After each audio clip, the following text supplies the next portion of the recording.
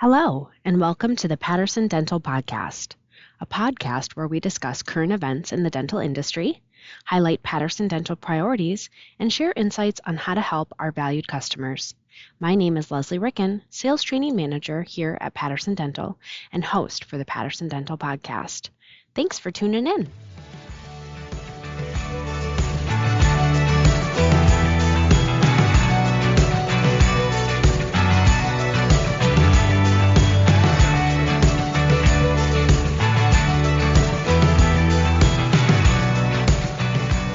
I'm glad you're here. This episode, you'll hear from the Strategic Accounts team and all about the RDSO Summit.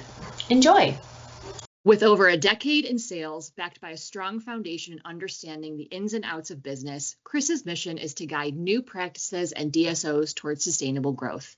His passion for forging lasting partnerships and delivering value through strategic planning and expert sales operations has been the cornerstone of his career, using a client-centric approach to advancing the growth of dental practices, both large and small. Today, Chris joins me to talk about the upcoming Patterson Regional DSO Summit, past successes from DSOs, and how the education they received have helped shape the growth trajectory of their operations, and how staying on top of industry trends today helps plan for the practices of tomorrow. Chris, welcome. It's so great to have you here today. Awesome, Stacy. I appreciate it. Thank you for having me. Absolutely. So Patterson's annual Regional DSO Summit is coming up on September 12th, and you're really the founding father of that. So talk to us a little bit about what inspired you or what motivated you to start this event.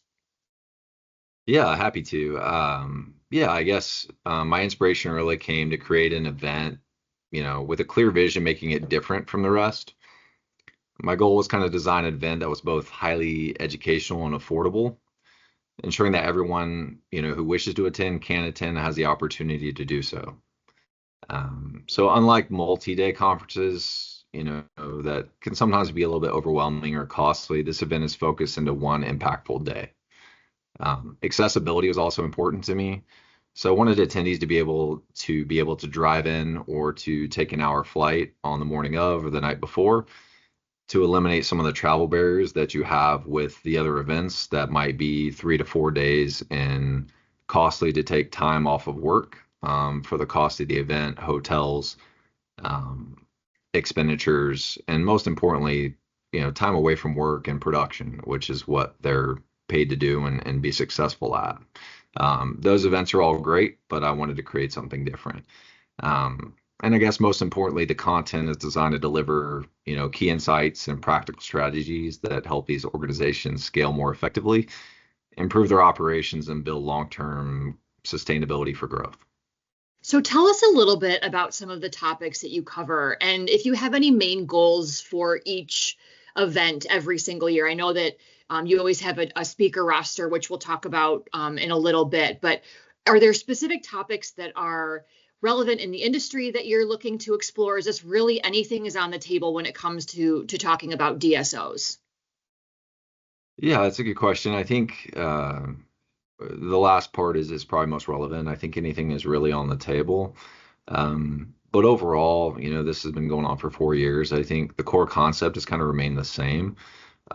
We kind of feature a wide range of timely and relevant topics, which is what I've focused on, is that as if anyone noticed within the industry is changing at a rapid rate, and it continues to change, and the way dentistry and society and everything as a whole is changing at a rapid rate. So it's the one constant industry and in life is change. And with that in mind, I continually evaluate and adapt the topics and the speakers, ensure that the event stays in line with the latest trends, challenges, opportunities that are shaping the marketplace today and into the future. So, spoiler alert for those people listening, and maybe not spoiler, but exciting nonetheless. Can you give us a glimpse into this year's speaker roster and what topics they'll be covering? I know this is a big deal because you guys always get really great speakers. So who's on deck for this year? Yeah, it's great intro. Appreciate the plug. You're welcome. But yeah, I'm very excited about this year's roster. Again, we try to keep it a little bit different. We have some of the same speakers, but I'll kind of run through it based in order, really, on kind of how the day is going to work. So, excited. We're going to have our new CEO from Patterson, Robert Rogellingham. So he's going to kick off the meeting and kind of go over what Patterson's current initiatives are in the market, along with the company's vision for the future. He will highlight kind of how Patterson is helping DSOs evolve and grow while supporting clients and achieving long-term success. So he's going to kick off the meeting. Really excited about the next speaker because we haven't had one before. So Justin from Patient Square Capital, private equity, is going to come speak right after Robert, and representing the private equity side, provide insight to what PE firms are looking for in investments. I think many in the industry are eager to hear directly from a PE perspective, and this session will shed some light on those priorities and that approach. So I'm really excited about that. I think people are going to really have some tie-ins to that because a lot of people know about PE in the space, but they don't know the inner workings of it. And I feel like they're going to be really interested to hear from that perspective. Next, we have Dan Burt from Pacific Dental.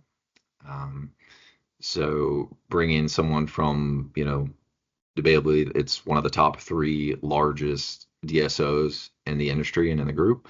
Dan will discuss kind of PDSI's current strategies, market observations, their future outlook on what the industry's going to do. Importantly, he'll dive into how PDS is managing their operational challenges of leading over 1,000 practices while ensuring that consistent growth and alignment across the organization.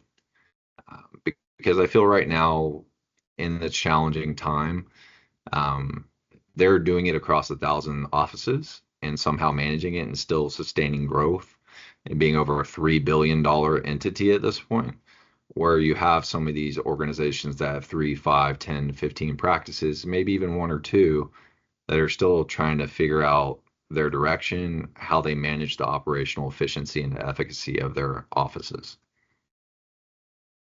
Then we have Bill Newman, which I think you've had on a podcast recently. Yeah, he's no stranger to this, that's for sure. So Bill's obviously widely known for having his finger on the pulse in the industry. He'll present current trends backed by data and statistics. His insights will highlight what other groups are doing and thinking in today's rapidly changing marketplace. So I think some people assume what's going on in the industry. He has data-driven statistics to show what's going on, what other groups are actually doing and thinking, and so that people can have relevant statistics to know what's actually going on today. Then Kaleo, who is no stranger probably to anyone. He's spoken at all our events in the past, but he is probably the most recognizable face in the industry.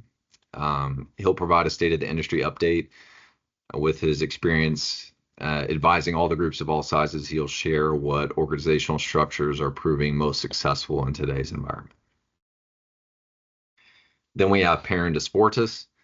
He's over 20 years in consulting and leadership development in the industry. He'll focus on the importance of leadership within an organization. He'll explore how to lead effectively from within and how to inspire teams to maximize organizational potential. I feel a lot of people underestimate what leadership means within the organization and how imperative it is to drive the growth of an organization. So I feel like a lot of people will take something out of that they may have not thought before.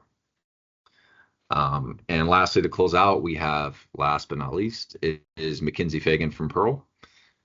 She'll address the evolution of AI in dentistry, discussing what's here today, what's on the horizon. Her session will cover how AI can better improve efficiency, compliance consistently, and ultimately revenue growth for the practices.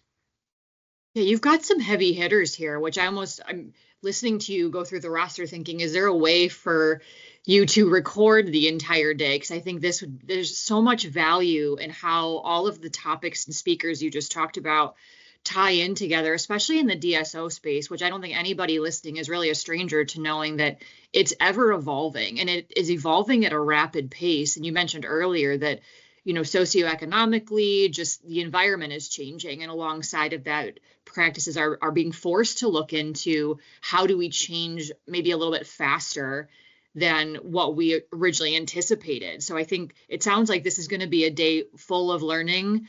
You may have people walk away with scrambled egg brains, but it'll be really, really great for them to understand, just what's the pulse in this space. And I'm excited for you guys. I think this is going to be a really great opportunity and so much learning. And speaking of learning, I know you're one of the biggest advocates of education and knowledge sharing. So, what is in your brain does not stay there. You keep it and you share it and you make sure people learn from it in the best possible way. So what can attendees expect to learn during their time at the summit and from this year's roster of speakers? Again, I appreciate the plug and the vote of confidence, Stacey, I guess first and foremost. I feel the vibe already, Chris. Like I feel it. And we're about 3 weeks out-ish? Is that about accurate? Yeah, okay, a little over 3 weeks out. Yeah. So, but yeah, I think in all, to answer that question, I think the benefits of the event will resonate differently with everyone in the room. Right? All groups are different. The running joke is if you've met one DSO, you've met one DSO. That's kind of the running joke. Yeah. Because they all are a little bit different and operate differently. However, I think a lot of them will have or share similar challenges. Each organization faces unique hurdles, right? But my guess is that they're going to have some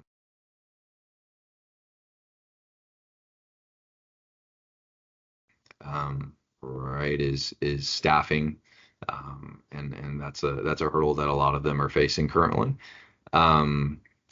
But other than that, and maybe reimbursement challenges, I think the predominant thing, they're all going to have different ones. So my expectation in what you said earlier was that scrambled egg brain is that what's always worked for me, and I try to tell my CEOs, CFOs, single office dentists even that I still work with, is that soak it all in, but something that resonates with you, take 3 to 5 things. 3 to 5 actionable takeaways that they can use to begin shaping strategies or game plans that can elevate their organization as a whole. So yeah. I believe that those will come right from obviously listening into the speakers. They're definitely going to take from that. But hey, maybe you take 3 things away from there, but also from the peer-to-peer interactions within the room. So when they're happy hour afterwards, is over the years I've heard incredible feedback about the value of the conversations they have with their peers that are sharing practical solutions, lessons learned, and perhaps I think for me sometimes the most important is the failures they've overcome, so that maybe they learn from those failures from their peers so that they don't fall into the same traps. You're kind of taking me back to NASM a little bit. So it's almost like in my mind, I'm creating what this, the Regional DSO Summit experience looks like. And it's aligning the topics to the pillars that we talked about at NASM: build, grow, optimize, sustain. And it sounds like how you've organized this event and the speakers that you've put thought into organizing and the topics they'll be speaking about really helps elevate, that DSO experience as it ties into Patterson's partnership to say, we see you and we hear you along your journey, no matter where you're at. There's always challenges to overcome, but there's always achievements to celebrate as well. So it sounds like this is really an experience for a lot of peer-to-peer learning, a lot of knowledge sharing, and just not the fun stuff either. Sometimes you do the best learning from the hard stuff. And it sounds like that's always on the table to talk about, hey, this happened to me, don't let this happen to you. Well, I completely agree. So for me, and I think in life and in reality, no matter who we are, we learn most from our failures, more from our failures than our successes. Yeah, absolutely. I don't think in the industry, after a while, if you've done it, is you don't want to make catastrophic ones, ideally. But I think is learning from our failures and learning fast. So I think that's the biggest thing, is overcoming those failures, overcoming those obstacles, but do it quickly and do it with a plan in mind of how you're going to do it. Yeah, you fail smart and you fail fast. And then you get up and you dust yourself off and you try not to do that again. Exactly. You mentioned earlier that you were talking about DSOs with 1,000 locations and some with one or two. I know you guys will have a whole breadth of location sizes in attendance. So can you share some past successes that attendees have experienced as a result of attending the summit, especially around the topic of practice growth, which I know is a really hot topic that is still evolving as the industry continues to change? Yeah, absolutely. So now we're year 4 or 5 on this event. So we built some credibility around the event, some strong impact. So for me, some of the things that stick with me the most are the fact that we've had repeat attendees every year. So people that attended the first event have attended every year since. So to me, that shows value, right? That they're getting value out of every year that they're coming and attending. Even though there might be one or two of the same speakers, the content holds differently, and then they're also grabbing, again, a lot of value from their peer-to-peer interactions. But so also, if you're talking about the growth perspective, which I think is what a lot of people are interested in hearing about. So I can give you at least one example off the top of my head. So I've had a group that's basically has been to every event since the inception of the event. And they were at, I believe, around 4 or 5 locations when they started. They're now at around 15 locations overall. And this year alone, they're up 20% year over year. Oh, wow. Which much of their success is attributed to the strategies, relationships, and lessons gained directly from the event, and the networking and the people they've been able to meet and cultivate relationships professionally and peer-to-peer over the course of the years from the event. That's amazing. That's amazing results to be able to say that it's demonstrated growth year over year. I think that's the best part of it. It's consistent and it's sustainable, and it's all a result of the networking and that knowledge sharing that we've been talking about during our time together today. That's so important in learning from those around you.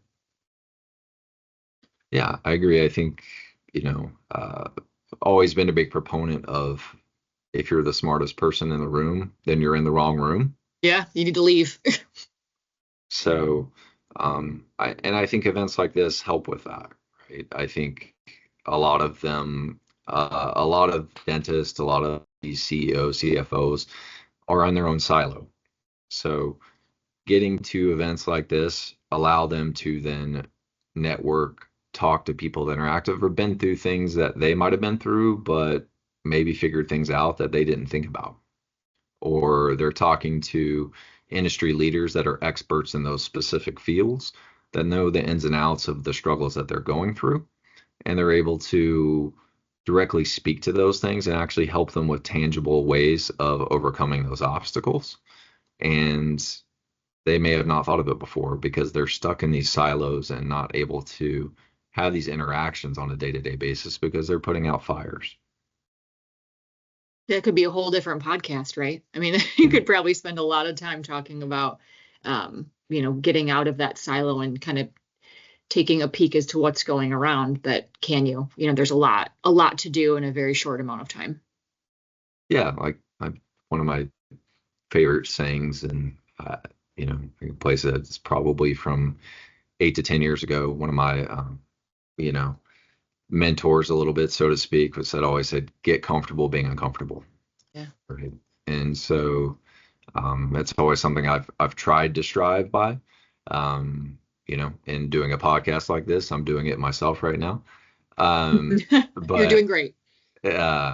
So, you have to be able to, if you're going to grow and evolve, and change is a big thing that we're going to talk about at the event and everything, and more in this podcast is change is inevitable. So if you don't get comfortable being uncomfortable or willing to change or willing to adapt, ultimately you're not going to grow. You're not going to sustain growth. You're not going to evolve.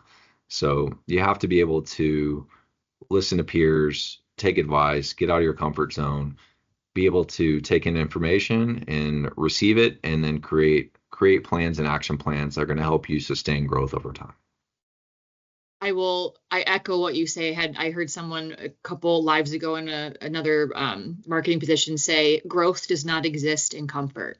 And that stuck with me, much like what you had said, be comfortable, being uncomfortable stuck with you, is that you can be comfortable, but not a lot of growth tends to happen there. So that's, I think, something that everybody attending will walk away, that it might feel uncomfortable and it might not feel so cozy, but that's probably, you're on the trajectory of something really powerful and really good.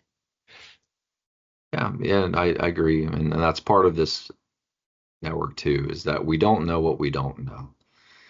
So that's part of the uncomfortable part of it, but bringing some of these experts in and then having access to other people that are going through similar things, or have already gone through the things that you're going to go through, and be able to have those connections, is it allows you to then ask questions, right? Go out, ask questions, do that, take in the information, and then create a strategic plan that makes that comfort level become more comfortable, because you're now able to get some answers that you didn't have before that made you uncomfortable, and then create a strategic plan to attack that and become better and have a strategy for growth.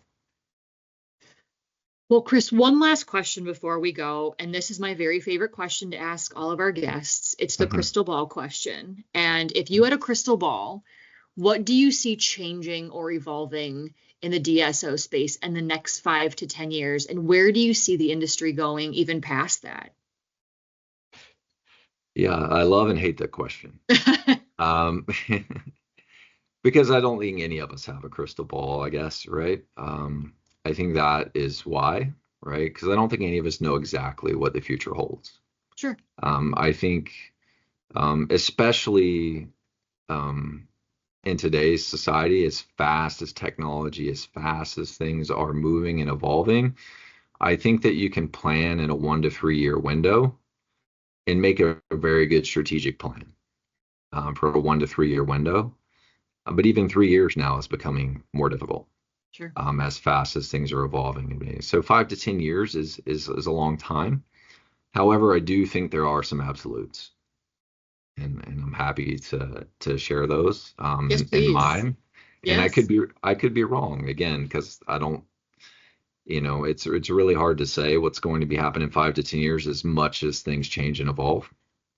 But one thing I feel very, very confident about is consolidation will not slow down. It will continue. It's going to continue to accelerate. So DSOs aren't going away. They're going to evolve. They're going to change. Absolutely. Are the ones that are, top 10 today going to be the ones that are top 10 5 to 10 years from now? I doubt it. I guarantee probably half of them will be there, but I think the other half might look different by the time that's there. But what I feel comfortable saying is that within 5 to 10 years, 75%, it may be higher, but comfortability for me to say it, 75% of the industry will be part of a group within 5 to 10 years. So dental offices will be there. The consolidation is going to happen. I think because it will need to happen based on current market trends, meaning insurances, overhead, staffing, the way the industry is going. The only way that you can compete, I believe, and continue to evolve is by becoming highly more organizationally sound, becoming a lot more highly organizationally efficient, and having support as far as knowing where to go and where to be. So, and those are things that the larger DSOs do very, very well. And some of the smaller entities struggle with.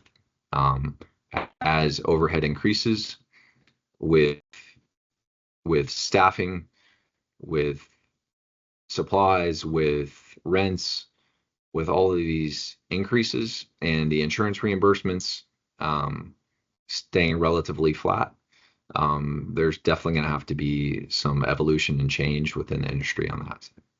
The other the other absolute that I truly believe in is AI is going to be completely integral into the growth of dentistry over the next 5 to 10 years. I don't believe if you don't adapt to AI in the next 5 to 10 years, truthfully, then I don't think you're going to be successful. I think with the evolution of the things that I just stated, with overhead increases and all this, AI is already here. It's already relevant. There are a lot of programs out there that are very good already, and that is only going to continue to scale and get even more accessible and better than what it is currently. But because of that, AI is going to create a lot of opportunities and efficiencies within the dental industry. And the people that are adapting to that now and over the next 1 to 2 years and taking in, which maybe a lot of people don't know, AI is already almost in every aspect of dentistry currently going. And most people may not know that. It's in marketing, it's in billing, it's obviously in imaging, it's in it's in HR, it's in compliance, it's all throughout. There are a lot of programs, but I do believe that AI is going to be the imperative part of helping sustainability and growth within these organizations.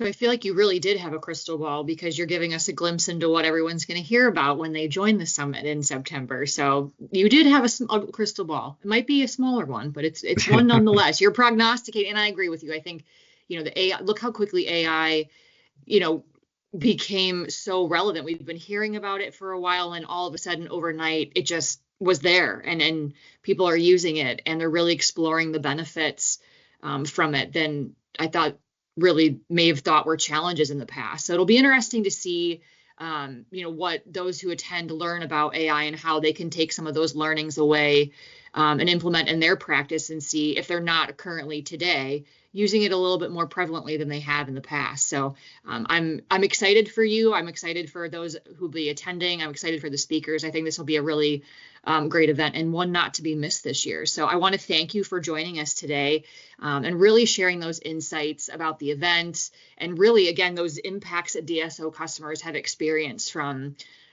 attending, and how their road to growth is really paved by the education they receive. So I want to thank you again. And one last question before we go, Chris, if people listening are looking to register, where should they go, or who should they contact?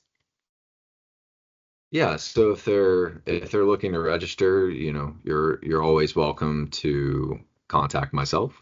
I'm willing to share that.